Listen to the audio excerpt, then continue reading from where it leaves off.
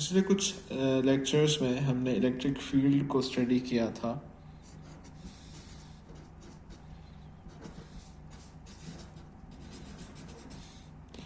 और हमने कुछ चार्जेस लिए थे और उसकी कोरस्पॉन्डिंग जो फील्ड थी वो हमने एक पॉइंट पे चेक की थी।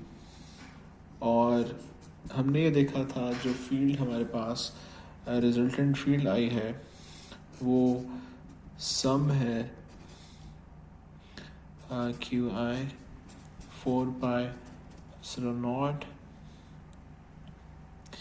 और ए आर ये पोजीशन वेक्टर है, ए आई क्यू ले लें और इन सबको हमने एक सम लेके ऐड किया था। इस तरीके से हमने कहा था कि अगर कोई हमारे पास डिस्ट्रीब्यूशन हो, कंटिन्यूम हो चार्जेस का, ये डिस्क्रीट चार्जेस थे और हमने कहा था कि कंटिन्यूम हो चार्ज का और हमारे पास चार्ज डेंसिटी हो या एक सरफेस है और उसकी सरफेस चार्ज डेंसिटी पता है या एक वॉल्यूम है और उस वॉल्यूम की चार्ज डेंसिटी हमें पता है, तो बेसिकली उस केस में हम एक इंटीग्रल लेंगे कोरस्पॉन्डिंग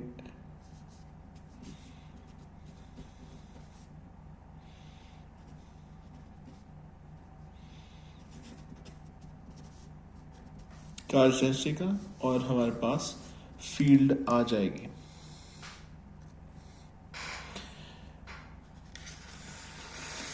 इसी तरीके से हमने हमारे पिछले कुछ लेक्चर्स में इलेक्ट्रिक फील्ड को देखा था कि इलेक्ट्रिक फील्ड बेसिकली है क्या चीज़, या फील्ड लाइंस को हमने देखा था। तो हमने बेसिकली फील्ड लाइंस को कहा था कि फील्ड ऑफ लाइंस, अगर हम एक आउटवर्ड फील्ड ऑफ लाइंस को देखें तो वो इस तरीके से थी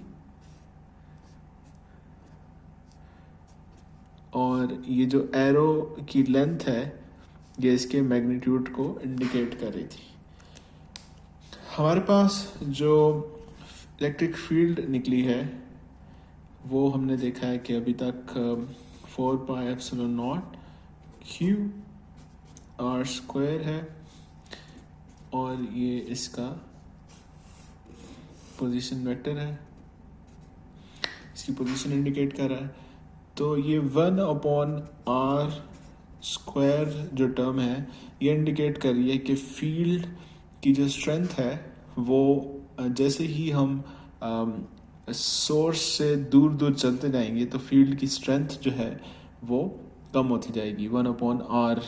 जैसे जैसे डिस्टेंस बढ़ता जाएगा तो ये बेसिकली उस चीज़ को इंडिकेट कर रही है कि हमारे पास जो मैग्नीट्यूड है जो एरो का वो इंडिकेट कर रहा है कि जैसे जैसे फील्ड हमारी दूर जाती जा रही है तो जैसे जैसे डिस्टेंस बढ़ता जा रहा है ओरिजिन से तो फील्ड की स्ट्रेंथ जो है वो कम होती जा रही है। इसी तरीके से हमने एक और कॉन्सेप्ट देखा था कि अगर हमारे पास एक डिफरेंशियल एरिया है या एक एरिया है इसमें से जो फील्ड लाइन पास हो रही है, जो भी फील्ड लाइन पास हो रही है उसको हमने फ्लक्स का नाम दिया था। और अगर हम इसको मैथमेटिकली देखें तो बेसिकली जो फ्लक्स था उसको हम इस सेल्फ इंटीग्रल से भी इंडिकेट करते थे और जो ds है फर्दर हमारे पास ये इस नॉर्मल को इंडिकेट करता था। जो नॉर्मल है लेट्स से अगर ये एरिया हमारे पास या dx है और ये dy है तो जो ds है वो होगा a of z, d of x and d of y। ठीक है, तो जो हमारे पास इसको अगर हम फर्दर देखें a dot z d of x d of y, और जो सरफेस इंटीग्रल है वो फर्दर दो इंटीग्रल्स पे कंसिडर करता था। इस तरीके से अगर क्लोज्ड होगा तो हमारे पास बेसिकली अगर क्लोज्ड सरफेस इंटीग्रल है तो हमने देखा था कि जितने भी फेसेस हैं उनको ऐड कर देंगे, यानी अगर हमारे पास ये a डॉट डी एस है क्लोज्ड सरफेस पे, तो हम इस सरफेस इंटीग्रल को further top face a dot D S plus bottom face a dot D S, और इसी तरीके से side walls a dot D S को जब हम कंप्यूट करेंगे तो हमारे पास जो नेट आउटवर्ड फ्लक्स है वो आ जाएगा। अब हमने बेसिकली अगर हम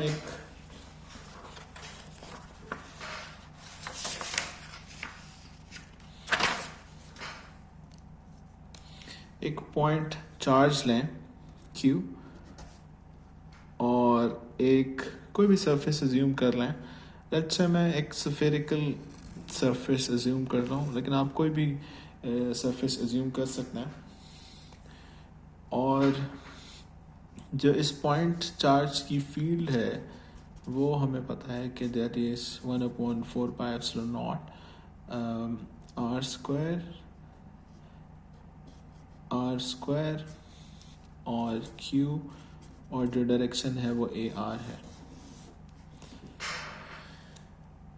अब हमने टोटल फ्लक्स फाइंड आउट करना है इस क्लोज सरफेस से जो बाहर निकल रहा है, और उसके लिए हमारे पास पता है कि जो फॉर्मूला है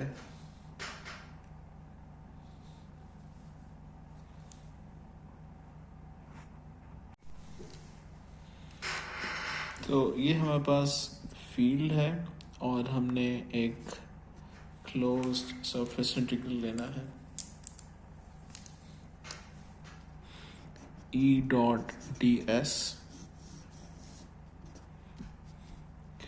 अब हमें E का पता है कि E is given as this, और बेसिकली और इसकी डायरेक्शन जो है, अब हमें बेसिकली कंप्यूट करने के लिए एक कोऑर्डिनेट सिस्टम चूज करना पड़ेगा। तो अगर हम एक स्फेरिकल कोऑर्डिनेट सिस्टम चूज करें, क्योंकि जो हमारी फील्ड है वो रेडियली आउटवर्ड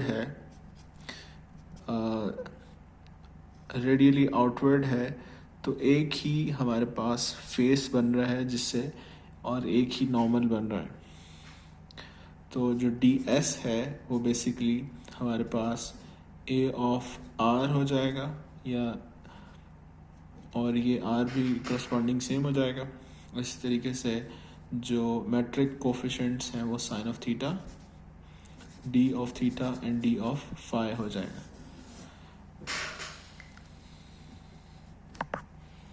तो अब अगर हम E फील्ड्स को इस तरीके से लिख दें 1/4πε0 Q upon R square A of R dot A of R square sine of theta D of theta and D of phi, तो सिंपली A ऑफ R रह जाएगा। और सरफेस इंटीग्रल बेसिकली हमारे पास दो इंटीग्रल्स हो जाएंगे, एक थीटा पे और एक फाई पे। इसको फर्दर हम इसकी लिमिट्स लिख लेते हैं, क्योंकि ये एक स्फेयर है। इसको अगर आप इस तरीके से देखें कि ये आपके पास अगर एक फाई है और ये थीटा है, तो जो फाई मूव कर सकता है वो 0 से 2π होता है, और थीटा जो है वो 0 से π तक आ सकता है। दिस इज बिलोंग्स टू, तो अगर थीटा की जो मैं लिमिट लिखूंगा वो 0 से π लिख सकता हूँ, और फाई की जो लिमिट है वो 0 से 2π लिख सकता हूँ। that is 1 upon 4 pi epsilon naught q r square into r square sine of theta d theta and d phi. r square से r square कैंसिल हो जाएगा और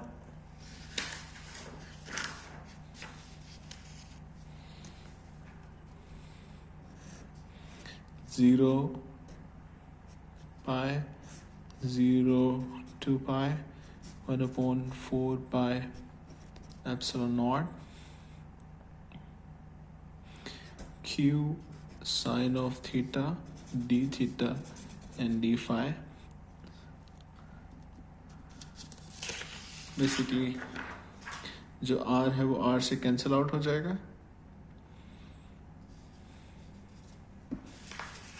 और हमारे पास जो रिमेनिंग टर्म्स बचेंगी वो ये हो जाएंगी.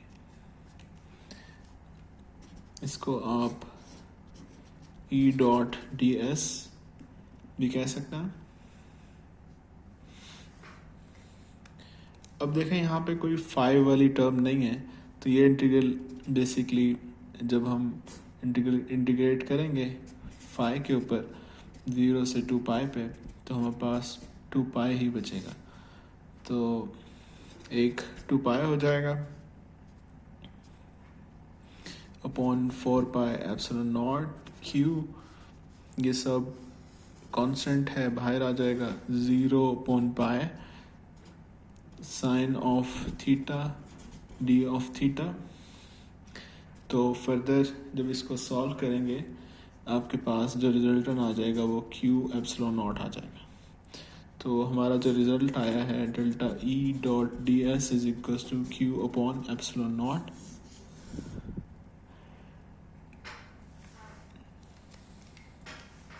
इसको बेसिकली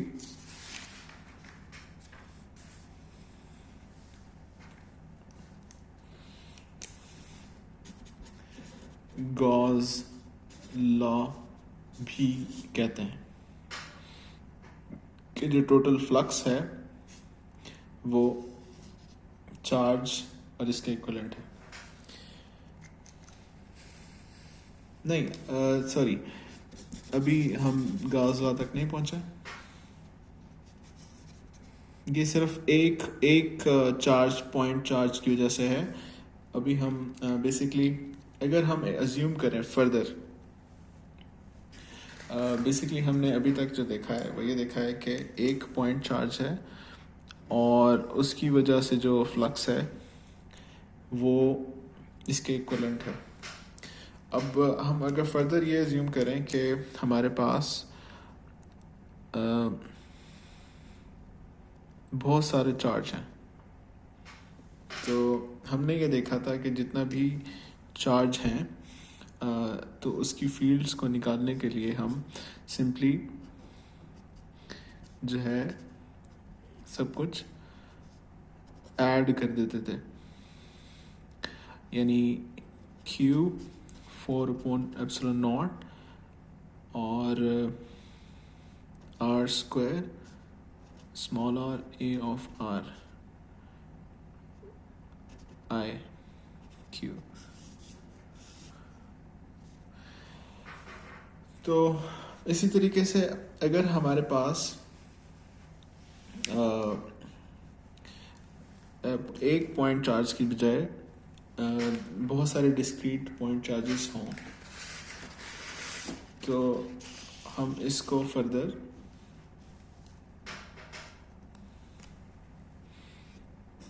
सबको ऐड कर सकते हैं. I is equals to E I of N. या अगर हम टोटल जो फ्लक्स है उसको अगर देखें E dot T of S उसको हम इस तरीके से भी लिख सकते हैं I is equals to 1 to n and E I dot D of S. जो ये फील्ड है ये डिफरेंट पॉइंट चार्जेस की वजह से होगी और हमें ये पता है कि जो इसका रिजल्ट है that is equals to I n 1 upon epsilon naught Q of I Q of I. और अब अगर मैं जितने भी चार्ज हैं उनको ऐड करूं, Q2, Q3, so on so fourth Qn, और उनको मैं एक नाम दे दूं, टोटल चार्ज, सारे के जो चार्ज है, जो भी इस पे चार्ज की वैल्यू होगी, उन सारों को ऐड, जो भी चार्ज की वैल्यू है उसको मैं चार्ज इनक्लोज्ड कह दूं, तो मैं इसको इस तरीके से लिख सकता हूँ।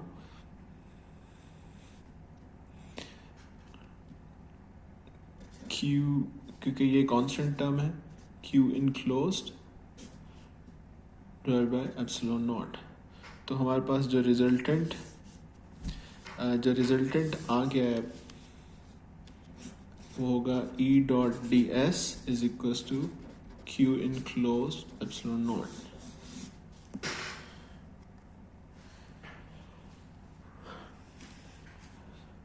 अब इससे फर्दर हम मज़ीद ये देखते हैं कि ये बेसिकली ये जो हमारे पास रिजल्ट आया है total charge, that is Gauss law. और अगर हम इसको फर्दर ये देखें कि अगर ये जो चार्ज है इनक्लोज्ड, ये पॉइंट चार्ज ना हो या कोई डेंसिटी हो, तो हम बेसिकली अगर ये डेंसिटी हो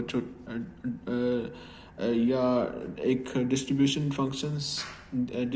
दिया हो चार्ज का, तो हम बेसिकली एक वॉल्यूम इंटीग्रल लेंगे dv और इस पूरे चार्ज को अगर मैं ऐड करूं तो मेरे पास तभी चार्ज इनक्लोज्ड आएगा। यानी एक वॉल्यूम इंटीग्रल ले लूं, अगर यहाँ पे जो हमने बेसिकली यहाँ पे जो चार्ज देखा था, ठीक है, ये चार्ज बेसिकली हमने कहा है कि पॉइंट चार्जेस हैं, डिफरेंट डिस्क्रीट चार्जेस हैं।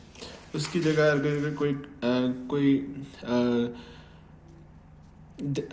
वॉल्यूम डेंसिटी दी हुई है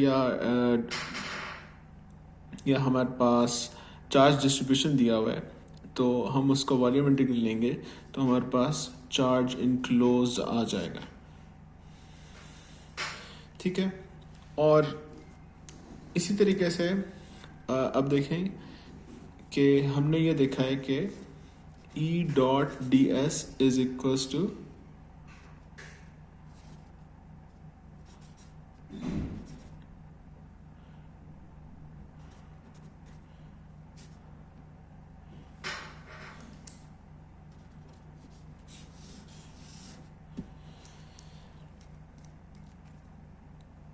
ठीक है।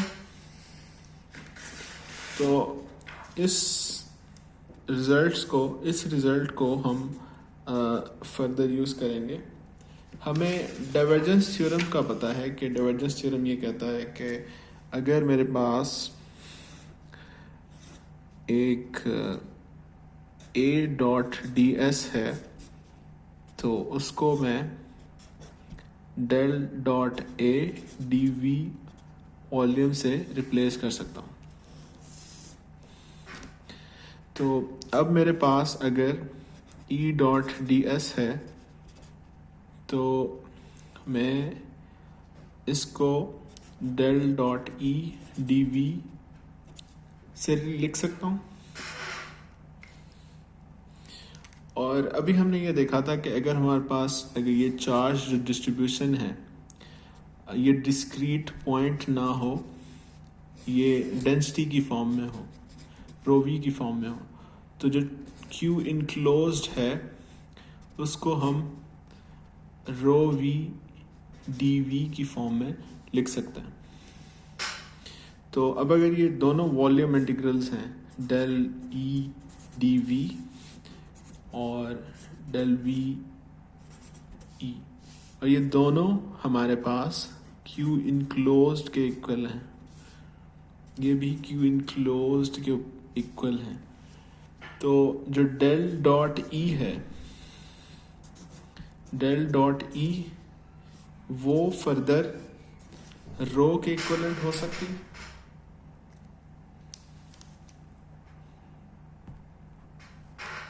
Sorry, epsilon not. तो जब ये इक्वल होगी तो ये डिफरेंशियल फॉर्म हो जाएगी गॉस लॉ की। तो अब हमने बेसिकली दो चीज़ें देख ली कि del dot ds s is equals to q enclosed epsilon naught और del dot e is equals to rho epsilon naught। तो ये डिफरेंशियल फॉर्म है और ये इंटीग्रल की फॉर्म में है और ये दोनों सेम चीज़ को रिप्रेजेंट कर रहे हैं और ये हमारा गॉस लॉ है और इसको हम फर्दर नेक्स्ट क्लासेस में देखेंगे।